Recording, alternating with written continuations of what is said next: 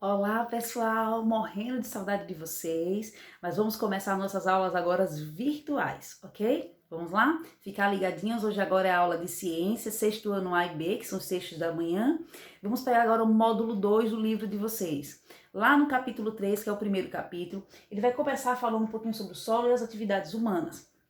Eu peço que vocês, quando puderem, também façam a leitura do livro de vocês sobre esse assunto. Lá no finalzinho dos slides eu também deixo para vocês a agenda com tudo que vocês devem fazer agora durante a semana, ok? São as atividades semanais. Vamos começar um pouquinho? Antes de começar o assunto propriamente dito, eu quero falar com vocês, eu quero fazer algumas perguntas para vocês, ok? Eu vou primeiro mostrar o item e depois eu venho com a perguntinha. Eu tenho aqui milho de pipoca.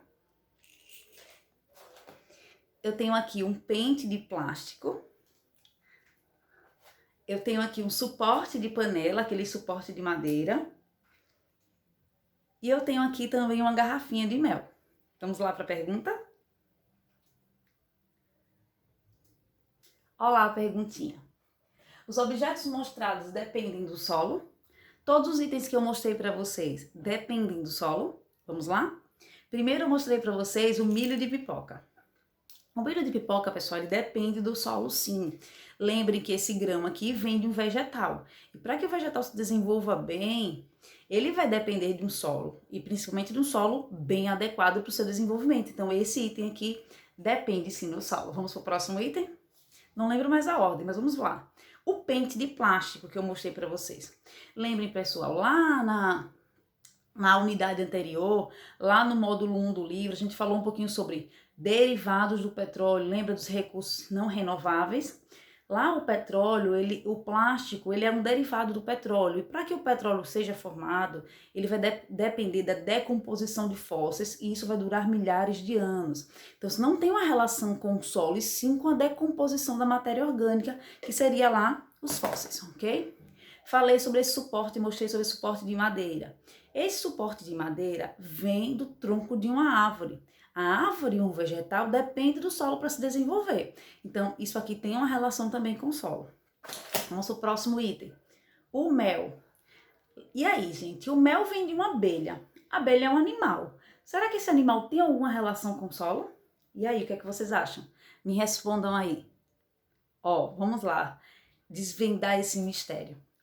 O mel, gente, ele é produzido pela abelha, porém a abelha tira a sua fonte do néctar das flores, uma substância açucarada que tem que estar presente nas flores. Então as flores vêm de um vegetal e o vegetal precisa de se desenvolver com o auxílio do solo, principalmente. Existem outras formas de desenvolvimento de vegetal, mas principalmente no solo. Então tem uma relação sim com o solo, ok?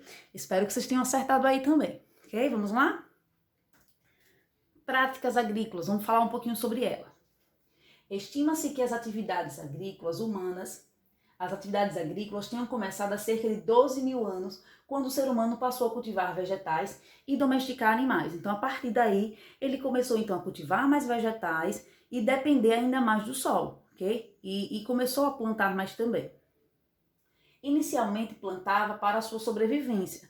Depois, eles começaram a vender esses grãos, então a dependência do solo foi ainda maior e as práticas da agricultura foram ainda mais utilizadas. Vamos falar um pouquinho sobre o solo, né, e a relação com a variedade de vegetais. As regiões brasileiras apresentam solos e climas com diferentes características. Qual é a vantagem de ter o solo brasileiro tão diferente, com climas tão diferentes? Lembra que a gente viu lá os assuntos anteriores, falando sobre o solo, a cor do solo, que isso tem uma relação com a quantidade de nutriente, o tipo de nutriente que tem? Eu peguei aqui algumas imagens, que mostra solos diferentes brasileiros, né? Solos diferentes aqui no Brasil. Então isso faz com que exista variedade também de vegetais. Então, o vegetal que se desenvolve aqui não se desenvolve muito bem nesses outros, mas eu tenho esse vegetal aqui no Brasil. E o clima brasileiro também muda muito, fazendo com que os vegetais também, existe variedade de vegetais. Então, aquele vegetal se desenvolve muito bem em clima frio, outro se desenvolve muito bem em clima quente. Isso faz com que eu tenha maior variedade. Imagine, se aqui no Brasil fosse somente quente, muito quente. Será que todos os vegetais conseguiriam se desenvolver em clima quente, em apenas um tipo de solo? A gente ia ter uma escassez em relação à variedade de vegetais. E aqui a gente não tem no Brasil. Que bom, né? Vamos lá. Vamos falar um pouquinho sobre as técnicas agrícolas. O que são técnicas agrícolas, pessoal? São alternativas, são técnicas utilizadas para melhorar a qualidade do solo, ok? A gente chama isso de técnicas ou práticas agrícolas. Vamos começar com a primeira técnica ou prática agrícola chamada drenagem.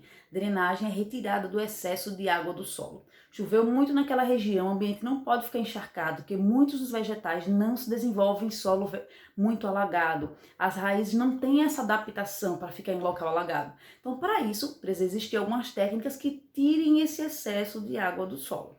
Vamos lá para a primeira. Essa aqui, ó, existem essas valas por onde passam esse excesso de água. Percebam que os vegetais aqui estão em ambiente um pouco mais acima. Então, eu tenho os vegetais se desenvolvendo aqui. Esse excesso de água vai escoar para essas valas aqui. E essas valas, superficialmente, vão levando a água para outra região. Na maioria das vezes para o rio, para um açude. Então, eu tenho aqui outro tipo de drenagem, essa drenagem um pouco mais subterrânea, onde são colocados canos um pouco mais abaixo do nível e tira-se esse excesso de água da plantação, porque eles não se desenvolvem muito bem assim, ok? Vamos para a próxima técnica agrícola. Ah, me perdoe, vamos agora para uma curiosidade, que interessante. Nos campos de futebol, essa técnica de drenagem também é bem utilizada. Vejam bem, o que é feito lá no campo de futebol? A gente tem o desenvolvimento da grama, na terra e areia, na argila e na brita. A gente tem essas camadas de solo. E aqui embaixo a gente tem uma tubulação com vários furinhos. Vejam que essa drenagem é uma drenagem subterrânea. Então, mesmo sendo, além de ser uma técnica agrícola muito utilizada, também é utilizada essa técnica em campos de futebol. Foi apenas uma curiosidade que eu coloquei para vocês, viu? Vamos lá para a próxima técnica agrícola chamada aração. A aração é uma técnica usada, gente, para revirar o solo com a finalidade de adicionar ar. Esse ar aí vai facilitar a penetração das raízes no solo e facilitar a circulação de ar aí para que elas fiquem mais arejadas e respirem, ok? Então a gente tem três formas de aração. A primeira é na utilização de máquinas, na maioria das vezes isso é feito em locais muito maiores, em hectares de terras, fazendas, né? Então, para ficar mais eficientes, eles acabam utilizando máquinas, essas máquinas com essas hélices vão levantando o solo. Aqui a gente tem essa técnica mais manual com a enxada, então o homem vai lá levantando o solo para deixar ele mais arejado. E aqui a gente tem essa técnica de aração feitas com auxílio de animais. Os animais arrastam uma pecinha de madeira, de metal que seja, e essa peça vai levantando o solo para que ele deixe o solo ainda mais arejado, ok? Vamos para a próxima técnica agrícola. Quais foram as técnicas agrícolas que já vimos? Drenagem, aração. Vamos para a próxima? Próxima técnica agrícola chamada adubação. Existem 3 tipos de adubação. Para qual a finalidade de adubar o solo?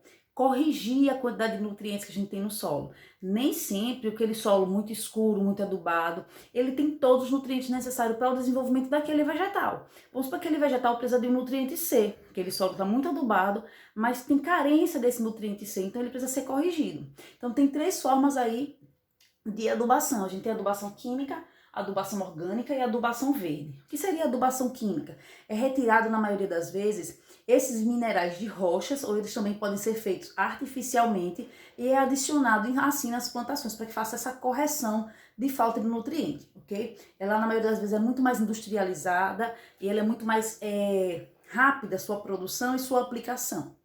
A adubação orgânica, pessoal, ela demora um pouco mais, ok? É adicionado aí cascas de frutas, animais, fezes de animais, com a finalidade também de adubar o solo. Esse é um processo mais artesanal e um pouco mais demorado para que seja feito. Até porque essa matéria orgânica aqui precisa ser decomposta por micro-organismos, fungos e bactérias vão apodrecer isso aí, para que devolva o nutriente que tinha no vegetal, que tinha no animal, para o solo, ok? A gente costuma dizer que os vegetais que se desenvolvem desse tipo de solo é um vegetal orgânico. Ah, eu comprei uma verdura orgânica, um legume orgânico, onde não foi adicionado nada químico, ok? Essa próxima forma de adubação é muito interessante. Faz de conta que aqui chamada de adubação verde. Aqui seja um pé de feijão. Pé de feijão é uma planta chamada de planta leguminosa. Aqui nessas plantas leguminosas, a gente tem nessas raízes das plantas, aqui são raízes, esses nódulos aqui. Nesses nódulos eu tenho a presença de bactérias que formam essas colônias aí. Porque qual é a finalidade dessas bactérias? São bactérias boas. Elas retiram do ambiente um certo nutriente e levam para a planta esse nutriente de forma mais simplificada. Lá na frente vocês vão entender isso aí como ciclo do nitrogênio. Lá para o 9º ano, vocês vão estudar um pouquinho disso aí. Então eles vão retirar essa substância, esse nutriente do ar, leva esse nutriente para o vegetal de uma forma mais simples. A planta consegue absorver isso aí.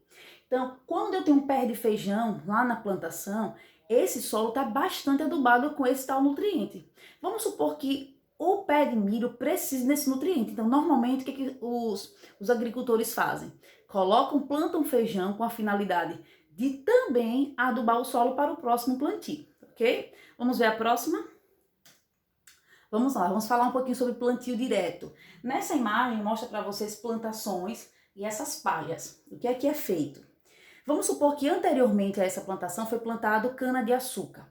A palha, que antigamente era queimada, hoje ela é utilizada como uma forma de adubo. Como assim? Como uma forma de proteção ao solo. Se retira a palha e deixa a palha na plantação. Essa palha aqui vai evitar que seja evaporada muita água, vai evitar também que o vento carregue os nutrientes e o solo. Então isso aí vai evitar com que isso aconteça. Então, esse plantio direto é quando é plantado algo diretamente no solo, sem retirar o excesso de outra plantação. Faz com que evite o excesso de evaporação, não aconteça a erosão eólica, nem a erosão causada pela água da chuva também. Vamos para a próxima? Vamos lá, falar um pouquinho sobre irrigação. Fácil essa, né? Irrigação é a adição de água no solo. Muitos solos são carentes de água, né?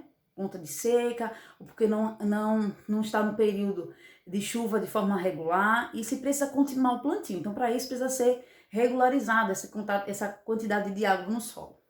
O primeiro, gente, é a técnica de irrigação por gotejamento. O que é que eu tenho aqui? Ó, tem um cano, onde são feitos furinhos nesse cano, e a água vai gotejando nas proximidades do vegetal, fazendo com que não aconteça tanta evaporação e perda de água.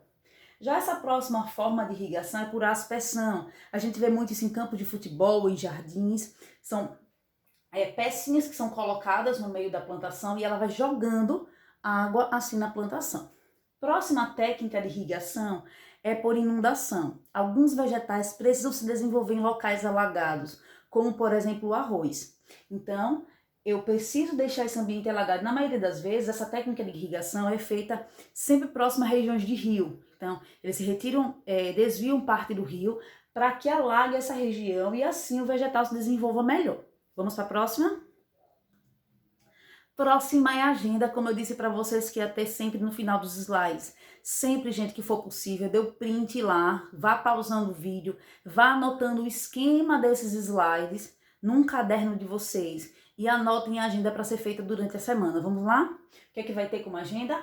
Atividade na plataforma FTD, vai ter também. Escrever o esquema da aula num caderno, que são os slides. Vocês vão pausando o vídeo aí para fazer isso. Responder a atividade complementar 1. Lembre que vocês vão receber essa atividade semanalmente no colégio e vão guardar essa atividade, ok? Vocês façam a correção depois e quando a gente retornar para o colégio, eu vou dar o visto em todas essas atividades para pontuar vocês, ok? Não esquecer de responder a atividade no livro de vocês.